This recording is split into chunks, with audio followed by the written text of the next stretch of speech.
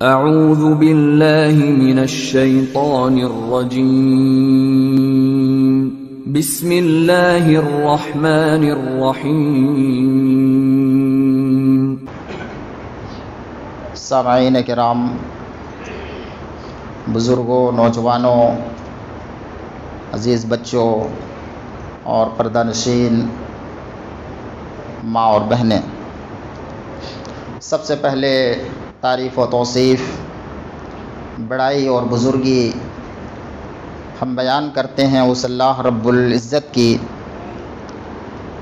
جس نے اس دنیا میں ہمیں ایک صاف ستھرے مذہب دے کر، ایک ایسا مذہب جس کے اندر کسی طرح کی کوئی نحوست، جس کے اندر کسی طرح کی کوئی برائی یا کوئی اندھ وشواس یا کسی ایسی چیز جو فطرت سے میل نہ کھاتی ہو، ایسی کوئی چیز ہمیں نہیں دی۔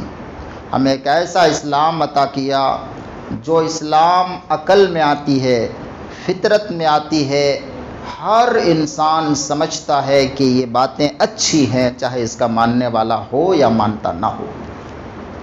بعدہ درود و سلام ہو جملہ تمام پیغمبروں پر، نبیوں پر، رسولوں پر، خصوصاً آخری نبی جناب محمد مصطفیٰ صلی اللہ علیہ وسلم کے اس ذات گرامی پر جس نے بڑی محنت کے بعد، بڑی مشقتیں جھیل کر، بڑی تانوں اور گالیوں، دھمکیوں اور ہر طرح کے ڈانٹ و پھٹکار سن کر، برداشت کر کے بھی دین اسلام کی یہ صاف ستھری باتیں ہم تک پہنچائی، اور قیامت تک کے لیے اللہ کے نبی صلی اللہ علیہ وسلم کا یہ دین اسلام اپنے اصلی حالت میں باقی اور برقرار ہے۔ محترم سامعین، ذرا غور کیجئے، اللہ کے نبی صلی اللہ علیہ وسلم جس ماحول میں بھیجے گئے تھے، اس وقت یہ نہیں کہ صرف عرب، پوری دنیا اندھکار میں، پوری دنیا ضلالت و گمراہی میں اور ہر طرح کی غلاظتوں میں ڈوبی ہوئی تھی۔ آپ اس کو کسی ایک ناحیہ سے بانٹ ہی نہیں سکتے، ہر ناحیے سے، ہر اعتبار سے مکمل طور پر وہ اندھ وشواسوں میں، برائیوں میں، بدکاریوں میں، بدعقیدگیوں میں، بدخیالیوں میں اور ہر طرح کی برائیوں میں پڑے ہوئے تھے۔ بت پرستی ان کے یہاں تھی، زناکاری، بدکاری ان کے یہاں تھی، لوٹ مار، قتل و غارت گری ان کے یہاں تھی، غرض ہر پہلو میں آپ دیکھ لیجئے۔ ایسے ماحول میں اللہ کے نبی صلی اللہ علیہ وسلم جب نبی بن کر تشریف لائے، دعوت کو پھیلانا شروع کیا، اپنی دعوت کو لے کر اللہ کے رسول اپنے قبیلے والوں کے پاس گئے، اپنے بستی والوں کے پاس گئے، الگ الگ محلوں میں گئے۔ ان لوگوں نے اللہ کے رسول ہی کو منحوس قرار دے دیا، اور صرف یہ نہیں کہ منحوس قرار دیا، اللہ کے نبی کے بارے میں ان لوگوں نے یہ کہا کہ تم چپ ہو جاؤ، اپنے اس دعوت سے باز آ جاؤ، ورنہ ہمارے معبود غصہ ہو جائیں گے، اور جب ہمارے معبود غصہ ہو جائیں گے تو بھینکر آفت آئے گی، بھینکر تباہی آئے گی۔ اللہ کے نبی صلی اللہ علیہ وسلم جب دعوت لے کر گئے تو ہونا تو یہ چاہیے کہ ایک مہمان جب جاتا ہے کسی علاقے میں تو وہ پورے علاقے کا مہمان ہوتا ہے، لوگ اس کو پانی پوچھتے ہیں، چائے ناشتہ پوچھتے ہیں، مگر ہمارے نبی پر ان لوگوں نے بدماشوں کو مسلط کر دیا۔ یاد کیجئے جب طائف میں گئے تھے، کوئی غلط سمجھانے گئے تھے، اچھی باتیں بتانے گئے تھے، اللہ کی طرف بلا رہے تھے، ان لوگوں کو یہ سمجھا رہے تھے کہ برائیوں کو چھوڑ دو، ایک اللہ کی عبادت کی طرف آؤ، مگر ان لوگوں نے، جبکہ عرب کا ماحول مہمان نوازی کا رہا ہے، وہ مہمان نوازی میں بڑے مشہور ہیں، لیکن ہمارے رسول کے ساتھ کیا سلوک کیا ان لوگوں نے؟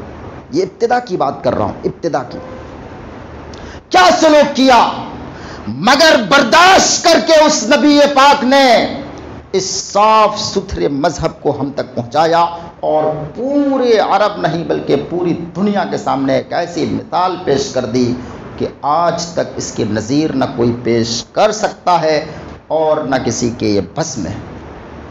محترم سامعین، ہم اور آپ جس مہینے سے ابھی گزر رہے ہیں یہ سفر کا مہینہ ہے۔ زمانے قدیم سے اس مہینے سے متعلق عجیب و غریب افواہیں، عجیب و غریب واقعات، رسم و رواج، شگون، بدشگونی، اس طرح کی باتیں کامن ہیں، اور یہ کوئی 21ویں صدی کی اندھ وشواس نہیں ہے، آج کا یہ جدید دور کا مسئلہ نہیں ہے۔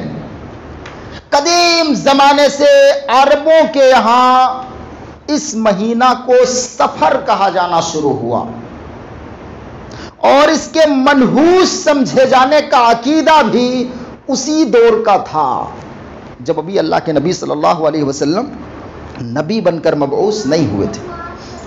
اس کا آغاز اس طرح سے ہے کہ چونکہ عرب کے لوگ لوٹ مار کرنے، لڑائی بھڑائی کرنے، جنگ و جدال کرنے، قتل و غارت گیری کرنے میں ہمیشہ لگے رہتے تھے، مگر ایک خوبی ان عربوں کے اندر یہ تھی کہ یہ حرمت والے مہینے کی بڑی قدر کرتے تھے۔ حرمت کے 4 مہینے ہیں، 3 لگاتار ہے، 3 مہینہ تو لگاتار ہے، ذی القعدہ، ذی الحجہ اور محرم۔ یہ 3 مہینے حرمت کے جو ہیں وہ لگاتار ہیں، اور 1 مہینہ رجب کا ہے۔ تو عرب والے کے اندر ایک خوبی اس زمانے میں بھی یہ تھی کہ یہ لوگ حرمت والے مہینے میں کسی کو مارنا، ستانا، ظلم کرنا، چھیننا، غارت گیری مچانا، قتل کرنا، ہر طریقے سے مکمل طور پر ناجائز اور حرام سمجھتے تھے۔ اب ذرا تصور کیجئے، جو قوم ہر وقت آستین چڑھائے ہوئے ہو، ہر وقت جن کے ہاتھ میں تلوار ہی ہو، اور بچپنے سے انہوں نے یہی چیز دیکھی ہو، اس قوم کے لیے یہ 3 مہینہ اچانک سے رک جانا بڑا دشوار ہوتا تھا، ذی القعدہ، ذی الحجہ اور محرم۔ کیونکہ اس ماحول میں لڑائیاں معمولی باتوں پر سینکڑوں سالوں تک ہوا کرتی تھی، 100 سال تک معمولی لڑائی۔ مدینہ کی جو لڑائی تھی، اوس اور خزرج کے درمیان دو قبیلے ہیں مدینہ میں، ایک معمولی بات پر یہ لڑائی شروع ہوئی تھی۔ کہا جاتا ہے کہ کسی کا اونٹ کسی کے کھیت میں چلا گیا تھا، پھر اسی سے آغاز ہوئے اس لڑائی کا، 100 سال تک یہ لڑائی چلی۔ ادھر سے آج کسی کو مار دیا، اس قبیلے کو کل کسی نے مار دیا، ایسے ہی چلتے اللہ کے نبی صلی اللہ علیہ وسلم جب مدینہ آئے اور بھائی چارہ قائم کیا، اس وقت یہ برائی اور یہ بیماری اور یہ لڑائی تینوں کو ختم کیا۔ ذرا تصور کیجئے، معمولی باتوں پر سینکڑوں سال تک کی لڑائیاں ہوتی تھی۔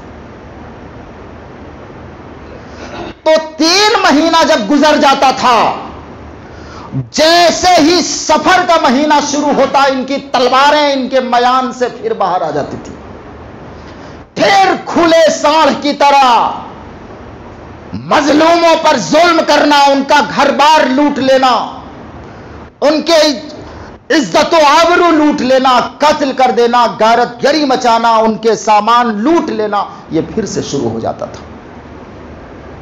تو اس زمانے میں بھی جو شریف طبع لوگ تھے اس مہینے کو بڑا برا سمجھتے تھے، وہ یہی سمجھتے تھے کاش یہ مہینہ نہ آتا، 3 مہینہ جو گزرا امن و چین کا ویسے ہی رہتا، مگر کیا کر سکتے تھے، ان کے بس میں وہ بات نہیں تھی۔ وہ یہی سمجھتے تھے کہ یہ مہینہ آتے ہی کہیں چیخو پکار سنائی دینے لگتی ہے، کہیں کسی کی لاش پڑی ہے، کسی کا گھر لٹ چکا ہے، کسی کی بیوی بیوہ ہو چکی ہے، کوئی رو رہا ہے، کوئی جو ہے چلا رہا ہے۔ ایسے ہی دھیرے دھیرے دھیرے دھیرے اس پورے مہینے ہی کو لوگ منحوس سمجھنے لگے، منحوس سمجھنے لگے اس پورے مہینے کو۔ اور ایک دوسری وجہ یہ تھی کہ سفر چونکہ صفر سے بنا ہے، صفر کا معنی ہوتا ہے خالی، تو عرب کے لوگ جب 3 مہینہ کسی اڈے میں رہتے تھے تو ان کو لگنے لگتا تھا کہ اب جو ہے یہ 3 مہینہ گزرنے والا ہے، حرمت والا مہینہ، تو اب ٹھکانہ بدل دینا چاہیے، کیونکہ اگر ٹھکانہ نہیں بدلیں گے تو اس جگہ کو ہمارے دشمن دیکھے ہوئے ہیں، جیسے ہی یہ مہینہ گزرے گا ہمارے اس ٹھکانے پر حملہ کرے گا، اس لیے وہ اپنے گھر کو خالی کر دیتے تھے اور اپنے اہل و عیال کو کسی دوسری جگہ شفٹ کر دیتے تھے۔ تو صفر خالی اس معنی سے سفر بنا کے اپنے گھر کو وہ خالی کر دیتے تھے۔ الغرض جاہلیت کے دور میں جیسے ماہ سفر کو ان لوگوں نے نہایت منحوس سمجھا، نہایت غلط سمجھا، بدفعلیاں لینی شروع کی، بدشگونی کی ابتدا کی، جب نبی پاک صلی اللہ علیہ وسلم عرب کی سرزمین پر مبعوث ہوئے، اللہ کے نبی صلی اللہ علیہ وسلم نے انتھک کوششیں کر کے، بڑی تگڑی محنت اور مشقت کر کے اس برائی کو عرب کی سرزمین سے مٹا دیا، اس عرب کی اس پورے وادی سے اس بیماری کو، اس بدکاری کو، اس شگون والی نحوست والی بیماری کو ہمیشہ کے لیے عرب سے اللہ کے رسول نے مٹا دیا۔ ایک زمانے تک ایسا چلتا رہا، لیکن پھر سے مسلمانوں کے ایمان میں کمزوری آنا شروع ہو گئی۔ مسلمانوں کے ایمان میں جب پھر سے کمزوری آنا شروع ہوا تو یہ جاہلیت پھر سے ان کے اندر پھیلنی شروع ہو گئی، اور پھر سے اس ماہ سفر کو وہ بھی منحوس سمجھنے لگے۔ بدقسمتی سے یہ نحوست والی بات ہمارے ملک ہندوستان میں بھی آ گئی، اور یہاں آنے کے بعد تو سمجھو اس نحوست والی بات کو یہاں کھاد مل گیا، جیسے دھان میں جب کھاد ڈال دیا جائے تو لہلہا جاتا ہے۔ اس نحوست والی یا شگون اور بدشگونی والی اس بیماری یا برائی جب ہندوستان پہنچی تو یہاں تو ان کے پھلنے پھولنے کا بڑا اچھا موقع ملا۔ مغلیہ دور میں ماہ سفر کو اس طور پر منحوس سمجھا جانے لگا کہ خاص طور سے مسلم جو عورتیں ہیں وہ ماہ سفر کے ابتدائی 13 دن کے بارے میں کہنے لگے کہ یہ 13 تیزی ہے، 13 تیزی۔ یہ 13 تیزی کیا ہے؟ 13 تیزی کا مطلب یہ ہے کہ تیزی سے ان ایام میں بلائیں چلتی ہیں، بلاؤں کی ہوائیں چلتی ہیں، لہذا ان 13 دنوں میں نہ شادی کی جائے، نہ نئے شادی شدہ کو میاں بیوی کو ایک ساتھ رہنا جائز، اور جو پرانے شادی شدہ ہیں وہ بھی کم سے کم 3 دن اپنے بیوی سے الگ رہیں تاکہ نحوست سے بچ سکیں۔ انہوں نے یہاں تک دعویٰ کیا کہ پورے سال میں اللہ تعالیٰ 3,60,000 بلاؤں کو نازل کرتا ہے، 3,60,000، اور کہتے ہیں کہ خالی سفر کے مہینے میں 3 لاکھ نازل کر دیتا ہے۔ اب ذرا تصور کیجئے اس طرح کی افواہیں مسلم علاقوں میں پھیلی ہوئے، اور پھر اس نحوست سے بچنے کے لیے بھی انہوں نے عجیب و غریب طریقے اپنائے۔ کچھ نے کہا کہ نحوست سے بچنا ہے تو چنا ابال کے بانٹیے، چنا ابال کے، کیا لوجک ہے اللہ ہی جانتا ہے۔ کچھ نے کہا کہ ایسا کیجئے کہ آٹا گوندھ لیجئے اور ان کا 360 گولیاں بنائیے، گولی، اور کسی تالاب میں ڈال دیجیے تاکہ نحوست سے بچ جائیں گے. نعوذ باللہ من ذالک. کچھ لوگوں نے اس نحوست سے بچنے کے لیے ایک نماز ہی کو جو ہے ایجاد کر لیا کہ 4 رکعت نماز پڑھی جائے، خالی سلام والی آیتیں اس میں پڑھی جائیں، 70 مرتبہ سورۃ الکوثر، اتنا مرتبہ جو ہے سورہ فاتحہ، اور اتنی مرتبہ جو ہے قل هو اللہ احد، یہ سب پڑھیے تو نحوست سے بچ جائیں گے. اس طرح کی باتیں اور اس طرح کی افواہیں مسلم معاشرے اور مسلم علاقوں میں پھیلا دی، اور اسی پر بس نہیں کیا، چونکہ یہ شرعی مسائل بن جاتے ہیں اور اس طرح کے مسائل کے لیے دلائل کتاب و سنت کی ضرورت پڑتی ہے. اس لیے ان جاہل ملاؤں نے اور وقت کے بدکار صوفیاء اور باطل پرستوں نے اتنے ہی پر اکتفا نہیں کیا، بلکہ اللہ کے نبی کے نام سے ڈپلیکیٹ حدیثیں گڑھی. ڈپلیکیٹ حدیثیں. ایک حدیث یہ گڑھی کہ نعوذ باللہ ثم نعوذ باللہ، کہتے ہیں اللہ کے رسول صلی اللہ علیہ وسلم نے فرمایا من بشرنی بخروج السفر بشرتہ بالجنہ. نعوذ باللہ من ذالک. کیا کہتے ہیں کہ اللہ کے رسول نے فرمایا کہ جو آدمی ماہ سفر کے گزرنے کی خوشخبری مجھے سنائے گا میں اسے جنت کی خوشخبری سناتا ہوں. یہ ڈپلیکیٹ حدیث ہے، اوریجنل نہیں ہے، جعلی ہے، ڈپلیکیٹ ہے، اللہ کے رسول کی حدیث نہیں ہے. اس لیے ان جاہل لوگوں نے، ان جاہل بدبقیدہ اور بدکار لوگوں نے مسلمانوں میں فحاشی، بدکاری اور بدعت پھیلانے کے لیے اس حدیث کو اللہ کی نبی کی صلی اللہ علیہ وسلم کی طرف منسوب کیا. یہ حدیث دنیا کے کسی صحیح حدیث میں نہیں ملتی، دنیا کے کسی صحیح حدیث کی کتابوں میں نہیں ملتی. یہ جعلی ہے، ڈپلیکیٹ ہے، من گھڑت ہے. ایک اور حدیث انہوں نے پیش کرنے کی کوشش کی. کہتے ہیں خطیب بغدادی کی کتاب تاریخ بغداد میں ایک حدیث ہے کہ آخر الاربعاء من سفر من یوم نحس مستمر. کہتے ہیں کہ ماہ سفر کا آخری جو بدھ ہے، ماہ سفر کا آخری جو بدھ ہے یہ منحوس دنوں میں سے. اور پھر کہتے ہیں کہ اسی دن سے اللہ کے رسول کی بیماری کا آغاز ہوا تھا. حالانکہ یہ سراسر جھوٹ ہے. اللہ کے نبی صلی اللہ علیہ وسلم کی بیماری کی ابتدا بھی بدھ کو نہیں ہوا ہے. بدھ کے اس مہینے سے ہم مانتے ہیں، اس مہینے سے اللہ کے نبی کی بیماری کی ابتدا ہوئی، وہ بیماری جس میں اللہ کے رسول وفات پا گئے. لیکن یہ مہینہ کا آخری 2 دن تھا اور اللہ کے رسول صلی اللہ علیہ وسلم بیمار پڑے تھے. لیکن اس کی وجہ سے منحوس مہینہ تھوڑے نہ ہو جائے گا. مہینہ اگر کسی کے مرنے وفات پانے سے منحوس ہونے لگا تو بھلا بتائیے کون سا ایسا دن ہے، کون سا ایسا دن ہے کہ جس دن کوئی وفات نہ پائے ہوں، کوئی اللہ کا بندہ یا کوئی اللہ والے یا ہمارے صحابہ، تابعین، محدثین، ہمارے ائمہ میں سے کسی کی وفات نہ ہوئی. پھر اس اعتبار سے یہ دنیا ہی منحوس ہو جائے گی. ہر دن، ہر لمحہ، ہر گھڑی منحوس ہو جائے گی. پھر تو اس کے لیے کوئی شرعی دلیل ان کے پاس نہیں، کوئی شرعی دلیل نہیں. بس من مانی تکا لگاتے ہیں اور اس مہینہ کو منحوس خود بھی سمجھتے ہیں اور لوگوں میں پرچار بھی کرتے ہیں. اللہ کے نبی صلی اللہ علیہ وسلم نے سختی کے ساتھ منع کیا اس چیز کو اور عرب کی سرزمین سے مٹایا، لیکن بدقسمتی سے یہ چیز پھیلتی چلی گئی. لوگوں کی عجیب طبیعت ہے، جس چیز سے منع کرو وہی کریں گے، جس چیز سے منع کرو وہی کریں گے.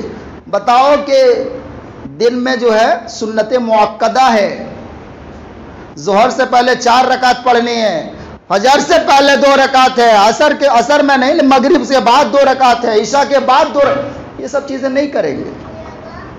جو چیزیں کرنے کی ہے وہ نہیں کریں گے، اور جو چیزیں افواہ کے ذریعے ان تک پہنچی ہیں وہ کریں گے. یہ مسلمانوں کی عجیب جو ہے فطرت بنتی جا رہی ہے. اس لیے آج میں آپ حضرات کے سامنے ماہ سفر سے متعلق چند بنیادی باتیں پیش کروں گا تاکہ آپ حضرات یہ محسوس کر سکیں کہ کیا ماہ سفر میں شگون اور بدشگونی کی کوئی بات ہے. اچھا، ایک بات یہ سمجھ لیجئے کہ یہ شگون اور بدشگونی ہوتی کیا چیز ہے، کیا چیز ہے آخر. اس کو جان لینا اس لیے ضروری ہے تاکہ بہت سے لوگ انجانے میں کرنے لگتے ہیں، معلوم ہی نہیں، اور بدشگونی میں پڑے ہوئے ہیں۔ تو سب سے پہلے اس کا معنی سمجھیے۔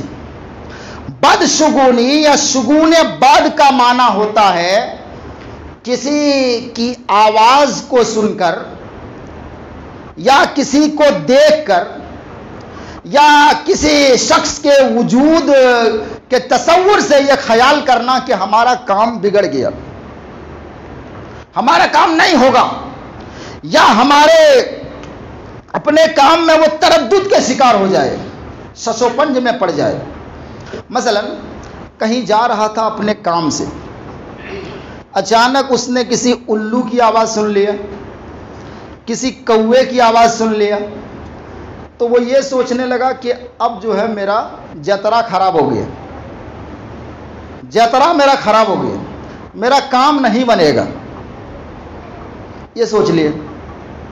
یا مثلا جا رہا تھا، راستے میں کسی لنگڑے سے ملاقات ہو گئی، کسی اندھے سے ملاقات ہو گئی، تو وہ یہ سمجھنے لگا کہ اب تو میں برباد ہو گیا۔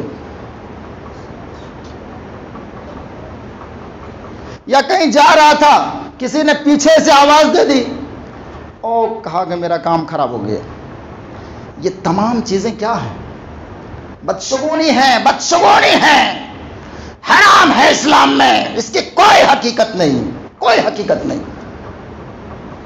یا مثلا آپ دکاندار ہیں، صبح صبح کوئی آ گیا آپ کے دکان میں اور ادھار مانگ لیا، ادھار مانگ لیا، تو آپ کے دماغ میں فوراً یہ بات آ گئی کہ ابھی صبح صبح میرا بوہنی نہیں ہوا ہے، اور ابھی اگر میں اس کو ادھار دے دوں تو میرا پورا دن چوپٹ ہو جائے گا، میری پوری کمائی چوپٹ ہو جائے گی، میرا پورا دن جو ہے منحوس چلا جائے گا۔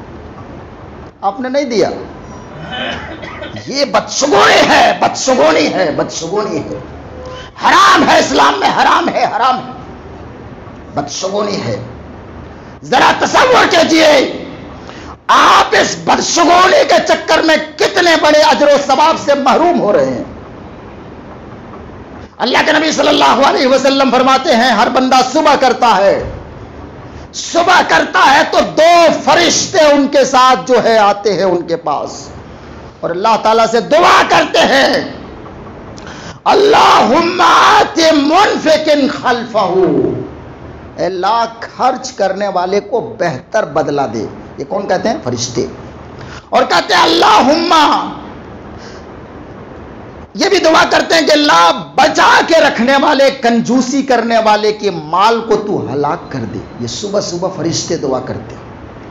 ذرا غور کیجئے، آپ دکاندار ہیں، آپ کے گراہک میں جو کوئی آیا تھا ادھار مانگ رہا تھا، بیچارہ ہو سکتا ہے وہ مجبور رہا ہو سکتا ہے وہ غریب رہا ہو سکتا ہے وہ یتیم رہا ہو سکتا ہے وہ کوئی بیوہ عورت ہو جن کے پاس روپے پیسے نہ ہو، انہوں نے 2 دن کی مہلت مانگی ہو اور آپ نے اس بدشگونی کے چکر میں اس کو واپس کر دیا، تو آپ تو فرشتے کی اس دعا سے محروم ہو گئے، کیونکہ فرشتے دعا کرتے ہیں کہ اللہ خرچ کرنے والے کو بہتر بدلہ دے۔ تو ایسے موقع پر آپ نے اگر اس بدشگونی کو اپنے دل و دماغ سے نکال کر اس کی مدد کی ہوتی تو امید تو یہ تھی کہ فرشتے کی دعا لگ جانے سے آپ کا دن اچھا چلا جاتا، برکت ہوتی آپ کے دکان میں، آپ کے مال و دولت میں برکت ہوتی، لیکن آپ کے دل و دماغ میں کیا تھا؟ وہی بدشگونی والی بات، اس لیے آپ نے اس کو لوٹا دیا۔ تو اس طرح کی چیزیں کامن ہیں، بہت ہوتی ہیں لوگوں میں، بہت سی ہوتی ہیں۔ آپ گھر میں ہیں، کوئی کوا بول دیا، فوراً دماغ میں آ گیا کہ کوئی آنے والا ہے، آنکھ پھڑپھڑا رہی ہے، کچھ گھٹنا ہونے والی ہے، پیر کھجلا رہا ہے، اندر کا حصہ کوئی آ رہا ہے۔ بچہ، ہمارا بچہ اگر بغیر ٹیکا کے ہم نکال دیں گے، کالا ٹیکا لگائے بغیر، کسی کی نظر لگ جائے گی۔ یہ سب کیا ہے؟ کیا ہے یہ ہمارے یہاں بھی پایا جاتا ہے، اہل حدیثوں میں بھی پایا جاتا ہے. خالی میں غیروں کی بات نہیں کرتا، ہوائی بات نہیں ہے، یہ سب دیکھی ہوئی باتیں، یہ سب معاشرے میں پھیلی ہوئی باتیں ہیں. کوا کے بولنے سے بھائی اسلام سے کیا تعلق ہے اس کا؟ کوا بول رہا، اپنا بول رہا، لیکن نہیں، کوا ایک میسنجر کی طرح کام کر رہا ہے. کوا بول دیا تو مہمان آ رہا ہے. یہ اس زمانے کی بات تھی جب نہ موبائل تھا اور نہ کوئی چیز تھی. آج کل تو موبائل ہے، جانے سے پہلے 50 مرتبہ فون کر لیتے ہیں کہ میں جا رہا ہوں، یہاں پہنچا. کوا کی تو ضرورت ہی نہیں رہ گئی. لیکن نہیں، بدشگونی اب بھی دل و دماغ میں ہے. یہاں کوئی بچہ جو ہے اچھو لگ گیا، سرک گیا، ادھر کہا کہ نانی یاد کر رہی ہے، فلاں یاد کر رہی ہے. یہ کیا کنیکشن ہے؟ اس کا کیا کنیکشن ہے آخر ان چیزوں کا؟ یہ سراسر بدکاری ہے، بدشگونی ہے، برائی ہے، بیماری ہے، جس کا اسلام سے کوئی تعلق نہیں، کوئی تعلق نہیں جس کا اسلام سے. اور ایک اور بات، یہ کوئی جدید بات نہیں ہے. بدشگونی لینا قدیم زمانے سے چلا آ رہا ہے. اللہ کے نیک بندے جب بھی سمجھانے گئے ہیں بستیوں میں، لوگوں نے ان سے بدشگونی ہی لیا ہے. میں نے جو آیت ابھی خطبہ میں تلاوت کی، اس آیت میں بھی یہی بتایا گیا. اللہ رب العالمین نے فرمایا وَلَقَدْ أَخَذْنَا آلَ فِرْعَوْنَ بِالسِّنِينَ. اللہ تعالیٰ نے فرمایا کہ ہم نے آل فرعون کو قحط سالی میں مبتلا کر دیا اور پھلوں کے اندر کمی لے دی، پھلوں کے اندر کمی لے آئی. اور ہم نے ایسا اس لیے کیا تاکہ وہ نصیحت حاصل کریں، اللہ کی طرف جو ہے آئیں پلٹ کر. مگر ان فرعونیوں کا طریقہ کار یہ تھا، اللہ رب العالمین خود کہتا ہے فَإِذَا جَاءَتْهُمُ الْحَسَنَةُ.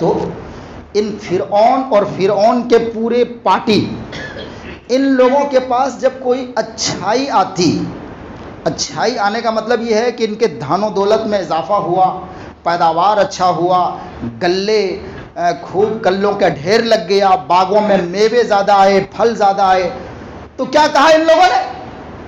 ان لوگوں نے کہا لَقَالُوا لَنَا هَٰذِهِ، کہا یہ تو ہمارے لیے ہے، ہم اس کے حقدار ہیں، یہ تو ہماری قسمت ہے، یہ ہم اس کے محنت کرنے والے ہیں اور ہماری محنت کا یہ نتیجہ ہے. اللہ رب العالمین نے فرمایا وَإِن تُصِبْهُمْ سَيِّئَةٌ يَطَّيَّرُوا بِمُوسَىٰ. لیکن یہی فرعونیوں کو جب کوئی تکلیف پہنچ جاتی، جب کوئی برائی لاحق ہو جاتی، جب ان کے پیداوار میں کمی ہو جاتی، جب ان کے پیداوار میں کمی ہو جاتی، مال و دولت میں کمی آ جاتی، تو کیا کرتے؟ دیکھیں اللہ تعالیٰ فرماتا ہے یَطَّيَّرُوا بِمُوسَىٰ وَمَن مَّعَهُ. فوراً الزام لگاتے کہ ہمارے پھلوں میں جو کمی آئی ہے، ہمارے گھر بار میں جو بے برکتی ہو رہی ہے، یہ موسیٰ اور موسیٰ پر ایمان لانے والے لوگوں کی نحوست کی وجہ سے. نعوذ باللہ من ذالک. فوراً الزام. اچھا ملا، تجارت میں فائدہ ہوا، گلہ اچھا آیا، پیداوار بڑھیا ہوا، تو کیا کہا؟ یہ تو اپنا محنت ہے، یہ ہماری محنت کا نتیجہ ہے، یہ تو ہمیں ملنا چاہیے. لیکن جیسے گھاٹا ہوا تھوپ دیا کن پر؟ کہ یہ تو موسیٰ اور موسیٰ پر ایمان لانے والے کے منحوسیت کی وجہ سے ایسا ہو رہا ہے. اللہ تعالیٰ فرماتا ہے الا انما طائرهم عند اللہ. سنو لوگوں، ان لوگوں کی منحوسیت تو اللہ کے پاس، اللہ کے پاس ان کی منحوسیت ہے.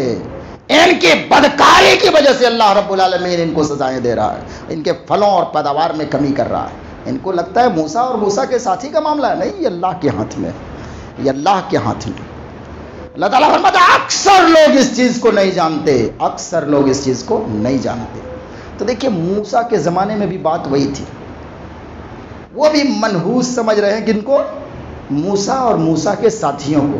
یہی حال سورہ یاسین میں اللہ رب العالمین نے بیان کیا کہ ایک بستی میں اللہ تعالیٰ نے 3 نبیوں کو بھیجا، 3 نبیوں کو. اور امام ابن کثیر رحمۃ اللہ علیہ نے ذکر کیا ہے کہ یہ بستی انطاکیہ تھی. وہاں کا جو راجہ تھا، وہاں کا راجہ پرجا سب لوگ بت پوجتے تھے، بتوں کی پرستش کرنے والے. 3 نبی گئے سمجھانے کے لیے کہ لوگوں اس گناہ سے باز آؤ، ایک اللہ کی طرف آؤ. وہاں کے سرداروں نے، ان کے دھرم گروؤں نے ان لوگوں کو دھمکایا، ان نبیوں کو دھمکایا اور کہا یہاں سے بھاگ جاؤ، جلدی یہاں سے بھاگ جاؤ، کہیں ایسا نہ ہو کہ ہمارے بھگوان یا ہمارے بدھ جو ہے ناراض ہو جائے اور تم لوگوں پر قہر نازل ہو جائے، اس لیے جتنا جلدی ہو سکے یہاں سے بھاگ جاؤ۔ ان لوگوں نے کہا قالوا انا تطیرنا بکم لئن لم تنتہوا لنرجمنکم، انہوں نے کیا کہا کہ ہم تم لوگوں کو منحوس سمجھتے ہیں۔ وہاں کے گاؤں والوں نے ان نبیوں کو کہہ رہے ہیں، نبیوں کو کیا کہہ رہے ہیں کہ ہم تم لوگوں کو منحوس سمجھ رہے ہیں، اگر تم لوگ اپنے سے باز نہیں آئے، اس کام کو روک نہیں دیا ابھی فی الوقت، تو لنرجمنکم، کہا ہم سب مل کر تم لوگوں کو پتھر مار مار کے مار دیں گے۔ اتنا شدید دھمکی دیا ان لوگوں نے، یہی بات کہ ہم تم لوگوں کو منحوس سمجھتے ہیں۔ تو یہ آج کل کے زمانے کی بات نہیں ہے، یہ منحوس سمجھنے سمجھانا یہ بہت قدیم زمانے سے باطل پرستوں کا یا ان کے ہمنوائی کرنے والوں کا، ان کا ساتھ دینے والوں کا، ذہنی طور پر بھی ساتھ دینے والے بہت سے لوگ ہیں، ہو سکتا ہے ان کی بھیڑ میں شامل نہ ہو، لیکن وہی عقیدہ انڈائریکٹلی رکھنے والے لوگ بھی موجود ہیں دنیا میں، ان سب کا نتیجہ وہی ہے۔ یہ ہمیشہ سے کیا کرتے ہیں، کچھ چیزوں کو منحوس سمجھتے ہیں، کچھ چیزوں کو منحوس مانتے ہیں۔ اچھا، کسی چیز کو منحوس ماننا اتنا خطرناک کیوں قرار دیا اللہ تعالیٰ نے؟ اس کی دو وجہ۔ پہلی وجہ تو یہ ہے کہ جب انسان کسی چیز کو منحوس سمجھ رہا ہے تو اس کا مطلب یہ ہے کہ اس کا بھروسہ اللہ کی ذات پر نہیں، اس کا بھروسہ اللہ کی ذات سے ہٹ کر کسی ایسی چیز پر اس کا بھروسہ ہو رہا ہے جو نہ انسان کو نفع دے سکتا ہے اور نہ نقصان، اور یہی چیز کیا ہے، شرک ہے، کہ اللہ کو چھوڑ کر انسان کسی ایسی چیز کو نفع نقصان کا مالک سمجھے جو نفع نقصان کا مالک ہے ہی نہیں، یہی شرک ہے۔ تو ایک تو یہ شرک ہے، اس لیے اللہ تعالیٰ نے اور نبی پاک محمد صلی اللہ علیہ وسلم نے سختی سے اس کو روکا ہے۔ اور دوسری چیز یہ کہ اس کا کوئی وجود ہی نہیں، کوئی حقیقت ہی نہیں ہے جی، اس کی کوئی حقیقت نہیں اس کی۔ امام ابن قیم رحمۃ اللہ علیہ کی ایک کتاب ہے مفتاح دار السعادہ، انہوں نے اس موضوع پر بڑا لمبا کلام کیا ہے، اسی بدشگونی کے معاملے پر۔ امام ابن قیم ہی نے ایک واقعہ لکھا ہے، کہتے ہیں کہ ایک بادشاہ صبح صبح اپنے لاؤ لشکر کے ساتھ کہیں جا رہا تھا۔ ظاہر ہے بادشاہ جا رہا ہے تو کسی بڑے مقصدی کے لیے جا رہا ہوگا۔ جا رہا تھا کہ راستے میں ایک اندھا مل گیا، اب بادشاہ کنفیوز ہوگا، کریں تو کریں کیا؟ کہ ایسا کرو کہ اس اندھے کو گرفتار کر کے جیل میں ڈال دو، کام میں جا رہا ہوں، اگر وہ کام ہو گیا تو چھوڑ دوں گا اور نہیں ہوا تو اس کو جو ہے قتل کر دیں گے، ذبح کروا دیں گے۔ چلا گیا بادشاہ اس اندھے کو جیل میں ڈال کر، واپس آیا تو اپنے سپاہی کو حکم دیا کہ اس کو چھوڑ دیا جائے، شاید کامیاب ہو گیا ہوگا جس کام کے لیے گیا تھا، چھوڑ دیا جائے۔ وہ غریب آدمی بیچارہ آیا بادشاہ کے پاس کہ خالی ایک سوال کا ہمارا جواب دے دیجئے تاکہ ہمارے دل میں بھی سکون مل جائے کہ آخر ہم گرفتار کس وجہ سے ہوئے تھے۔ آیا وہ دربار میں پوچھا کہ بادشاہ سلامت اب خالی اتنا بتا دیجئے کہ ہمارا جرم کیا تھا، ہم نے آپ کے کون سا قانون توڑا تھا یا ہم نے کیا کیا تھا کہ ہمیں گرفتار کر لیا آپ نے؟ کہا نہیں، آپ کا کوئی جرم نہیں تھا، اصل بات یہ تھی کہ ہم جا رہے تھے صبح اور ہم نے تمہارا چہرہ دیکھ لیا تو ہمیں لگا کہ ہم اپنے کام میں ناکام ہو جائیں گے، اس لیے تم کو گرفتار کیا تھا۔ اس نے پوچھا کہ اچھا بادشاہ سلامت یہ بتائیے کہ آپ جس کام میں گئے تھے وہ کام ہوا کہ نہیں ہوا؟ کہاں ہو گیا، کام اچھا ہوا، تم جا سکتے ہو۔ اس نے کہا کہ بادشاہ سلامت آپ نے صبح صبح میرا چہرہ دیکھا اور آپ کامیاب ہو گئے، آپ کا تو بڑا فائدہ ہوا، لیکن میرا کیا؟ میں بھی صبح نکلا تھا اپنے بال بچوں کی روزی روٹی جگاڑ کرنے کے لیے، اور میں نے آپ کا چہرہ دیکھ لیا، میرا تو دن خراب ہو گیا، میں تو جیل چلا گیا، میرے بچے بھوکے رہ گئے، تو کون منحوس ہوا؟ آپ نے میرا چہرہ دیکھا اور آپ کامیاب ہو گئے، میں نے آپ کا دیکھا اور برباد ہو گئے۔ بادشاہ کو بڑی شرمندگی ہوئی، بہت شرمندگی والی بات تھی۔ بہرحال اس کو چھوڑ دیا، انعام و اکرام دیا۔ امام نے کئی رحمۃ اللہ علیہ نے اس واقعہ کو ایک سبق آموز واقعہ کے طور پر ذکر کیا ہے۔ مطلب کہنے کا یہ ہے کہ بھائی راستے میں کوئی اندھا دکھ جائے، کوئی لنگڑا دکھ جائے، کوئی کوا دکھ جائے، کوئی بلی گزر جائے، اس سے کیا فرق پڑتا ہے؟ کیا فرق پڑتا ہے؟ ایک بلی ہے اپنی روزی روٹی کے لیے دوڑ رہی ہے، راستہ پار گیا تو آدمی جائے گا نہیں کہ بھائی بلی گزر گئی ہے، اب جب بلی گزر گئی ہے ہو سکتا ہے ہم نہ گزر جائیں دنیا سے، یہ سوچ کر جو ہے رکے رہتا ہے۔ اللہ کے نبی صلی اللہ علیہ وسلم نے فرمایا لا عدوا ولا طیارہ ولا سفر ولا حمہ، یہ ابو داؤد کی روایت ہے۔ اللہ کے نبی نے فرمایا سنو لوگو، لا عدوا، کوئی بیماری اپنے آپ اللہ کی مرضی کے بغیر خود سے نہیں پھیلتی، کوئی بیماری نہیں پھیلتی اللہ کی مرضی کے بغیر۔ آج کل دیکھیے کامن ہے، اور کرونا وائرس کے بعد تو یہ وہم اور بڑھ گیا لوگوں میں کہ بیماری پھیلتی، بہت زیادہ ڈر بیٹھ گیا لوگوں کے اندر، کوئی بیمار ہے تو نہیں جائیں گے، ہاتھ نہیں ملائیں گے۔ اللہ کے نبی صلی اللہ علیہ وسلم نے فرمایا حق المسلم علی المسلم ست، ایک مسلمان کا دوسرے مسلمان پر 6 حق ہے، ان میں سے ایک حق یہ بھی ہے کہ جب بیمار پڑ جائے تو اس کو دیکھنے کے لیے جاؤ۔